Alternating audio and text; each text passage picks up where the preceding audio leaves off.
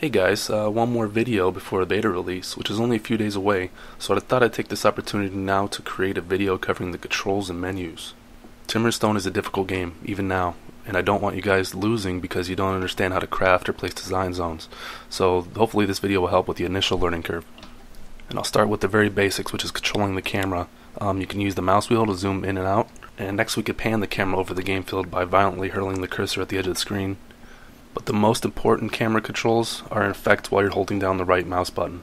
As you can see, I can rotate the camera with the mouse, but you can also pan around using the W, A, S, and D keys. And if I hold down Shift, I'll move around even quicker. This is by far the most efficient way to view your map. This is all done again by holding down the right mouse button. So let's explain the campfire that has hypnotized my workers here. There is a day and night cycle in Timber and Stone, and when the sun goes down, it's dark, very dark. This makes your campfire vitally important, especially during the first few nights. Technically, the campfire is a structure and can be right-clicked on to bring up a menu. When you're well into the game and have created your own light sources, you'll probably want to remove the fire, and this can be done from this menu. We can also refuel the fire at the cost of 2 wood. So right-click on any structure to open its menu, and then left-click out of the window to close it again. Next, we'll go into the purposes of all of the current professions. So let's pull one of these guys away. Left-click on a unit to select him, and then right-click to have him move. The same as almost any RTS you've ever played. Now we'll take a look at his stats. You open up his window by hitting the spacebar. Just hit it as hard as you can, go ahead. You can click outside of the window to close it, or smash the spacebar again. And in this window we'll see the unit's name, which I can barely pronounce. Under that we'll see his levels. You can change his profession with any of these buttons, so let's start with the builder. The role of a builder is obviously to build. They place voxel blocks in the terrain. The blocks I'm mentioning are like the dirt block over here, or the many stone blocks in the back that make up this boulder. Builders are the profession that lay out walls and houses or whatever else you want to create with the voxel blocks. The very top equipment slot here is for the main hand tool. When you click, you can see that I started with a stone hammer and an iron hammer. The second slot is for the offhand equipment. This is where builders can equip ladders. The next 3 slots are for armor, which are helmet, chest piece, and leggings, respectively. Beneath all that, we have the profession's preferences, where we can have the builder automatically equip the best quality hammer, which is very useful after the one he's using breaks. Ignore the preference setting below that one. That was the last thing I was working on before recording, and it's not yet complete. The next profession to explain is the miner. Basically the complete opposite of a builder. They remove blocks from the terrain, and in the process gather those resources. This is how you acquire dirt, stone, and metal ore. Miners equip pickaxes in their main hand, and are able to equip ladders in their offhand. Worker unit types are currently not allowed to equip armor. It's possible that this can change once cloth and leather armor types are implemented. The next profession to show is the farmer, and once they are equipped they're quite autonomous. I'll show you how to set up the farming zone a little later, but once you do they'll tend to and harvest the farmland until you have them stop, or until they run out of seeds. Next thing I'll go over is the crafter unit types, the first being the blacksmith. All weapons and armor have to go through the blacksmith, and almost anything else that is made mostly of metal for that matter, including the refinement of raw ore and ingots. A very important crafter type. I'll also note that all crafters currently use a hammer as their hand tool. Next is the stonemason. They work with raw stone to create various bricks, fieldstone, cobblestone, plaster, all of the important building materials. Crafters also have the same preference to re-equip hammers when they break. I'll also mention that crafters can fail when crafting, and often lose resources when they do. This is all based on the difficulty of the craft and the unit's profession level. Next we have the engineer, which is going to be quite limited in the beta. In fact, I think they can only create one structure at the moment. Soon, however, they'll be responsible for creating all siege equipment and military designs, for example, ballistas and catapults, but also things like the portcullis and drawbridges. And the last crafter type we have is the carpenter. Anything composed primarily of wood will be crafted by the carpenter. Wood planks is a building material, for example, but also things like doors, furniture, bows and arrows, and even lampposts.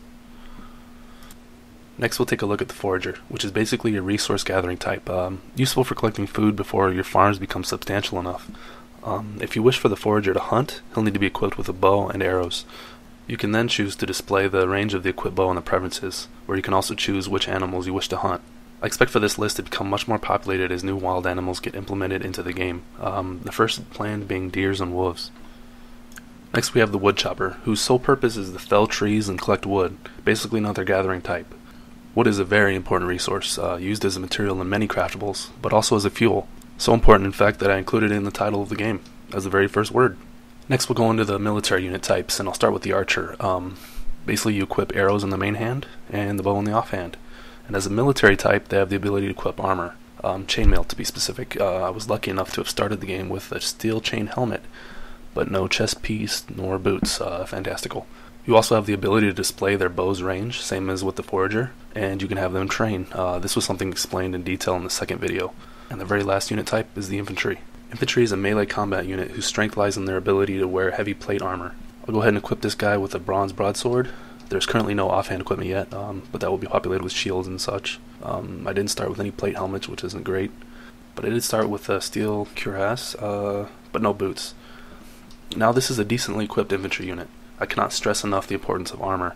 An unarmored footman is just as vulnerable as any worker type, but a fully plated footman can withstand a heavy beating, so make sure that you have your blacksmith create armor, and then have your infantry equip it. I'm now going to turn this guy back into a wood chopper and have him independently start gathering wood. And then I'll move him back here to demonstrate how right-clicking will always cancel any work that the unit is currently doing. And instead I'll choose myself which tree I want him to chop, and then maybe also this bush, because it's obviously completely in my way. Anytime I've added a tree or stump or bush to the list, these will always have priority over a zone-independent chopping, even if they're further away. Next I'll go ahead and I'll equip my miner with a stone pickaxe and get him ready, because I'm going to demonstrate mining zone designation. I think I'll gather all of the stone here. So first what I'll do is I'll go into the design menu and select dig and mine. This will give me a selector. And I'm going to want to select this entire rock formation. You click once to start the selection and then click again to close it. Your instincts might be that you want to click and drag to make the selection, but that's incorrect. What you're going to do is you're going to click once to open, click again to close. Right click will always cancel. You might notice that I'm going to hit the up arrow key a few times to make sure that I got the entire boulder selected. The procedure for building is basically the same, but we can use the Alt key to make a hollow box. The up and down arrows let us play with the height. Control key allows us to make crenellated walls, and the Shift key keeps our selection one block thick. And we right click to cancel the current selection, and then you'll right click again to cancel designing entirely. Next thing we'll do is we'll take a look at farming designations. This spot over here looks like a really good area to lay out my farm, and I started with a farmer, so I'll take a look at his stats. James here is only a level 2 farmer, but that's fine with me, so I'll have him equip himself and start designing my farm. I'll go back into the design menu and choose farms, and it looks like I started with a really nice selection of seeds, lucky day. And I'll start with carrots. Notice I only have 4 carrot seeds, but I'm going to lay out a design that will accommodate much more, say 20. And the reason for this is that after that first harvest, I'm hoping to gain more seeds, and usually you do gain more than you previously used, but not always. So having a large farm design to begin with allows the farmer to keep planting on his own, without requiring me to come back later and redesign larger farms. And I think I'll lay out a pumpkin farm zone too. Probably goes without saying, but farms can only be built on dirt or grass, on land that is not obstructed by, trees or bushes. Next thing I'll demonstrate is the structure menu. And structures are basically anything that gets placed onto the terrain that was built by a crafter type, as opposed to something like blocks, which are placed there by builders. And they come in a few different categories: workshops, stores, furniture, military structures, siegecraft, and light sources. If I go into the workshops menu and hover the cursor over the carpentry bench, we see that it's crafted by the carpenter and requires 2 raw stone and 6 wood logs. The NA graphic on the left is there to let me know that I still need to create a spite for it, so you can ignore that. But once I select the workshop, I can then choose where to build it. And the outline will turn red to let me know that it cannot be built to where it's hanging off the edge of a block or inside a tree or something. You can also rotate it by pressing the space bar. And you click again to finalize the position. Now if I change one of these guys to a carpenter and equip him, he will then go ahead and start making the carpentry bench. And there he goes. So let's go ahead and make another structure, maybe a door this time. And they're found under the door section of the structures menu, not the furniture section. Let's take a look at the wooden iron door. It requires a carpenter, which I have, but also an iron ingot, which I don't. Let's try to place it anyway. Over here, again, we could rotate it with the spacebar, and let's put it right here. And it immediately turned yellow. Unlike the carpentry bench we had the materials for, it's yellow to let us know that why it's not being built, which is due to the lack of the required resources, in this case iron. The next thing to show off is the crafting menu, and you might notice that it's missing from the top, and that's because it's been consolidated into the resources menu, which has also been greatly expanded upon. Having the old hugely long list of resources felt clunky, so I've created a new resources menu, which also incorporates crafting as well. So let's open it up and take a look. The resource types are listed there on the left, and we get a display and count of each material they're in. So we have raw materials, building materials, crafting materials, hand tools, weapons, and armor. Hopefully you guys find this much more organized than how they worked previously. Now I'll use this menu to craft some fencing. So let's go into the building materials, select the fence, and then the crafting menu on the right displays the requirements and gives us a button to add the fence to the crafting queue. The fence requires 1 wood log and lets us know that we have 7, and then tells us the fence is craftable by the carpenter, stonemason, or blacksmith. Some of the most basic crafts like fencing and the stone tools can be crafted by a few different crafter types. Now let's take a look at something else like brick, which requires a couple of the workshops that I don't currently have. I'm going to add a few fences to the crafting queue, but also some of these bricks. You'll see that the fence gets a progress bar because it's being worked on, which is the same progress bar shown above the crafter's head when he's selected. You'll also notice that the bricks added to the queue are gray because I lack the crafter and the workshops to create them.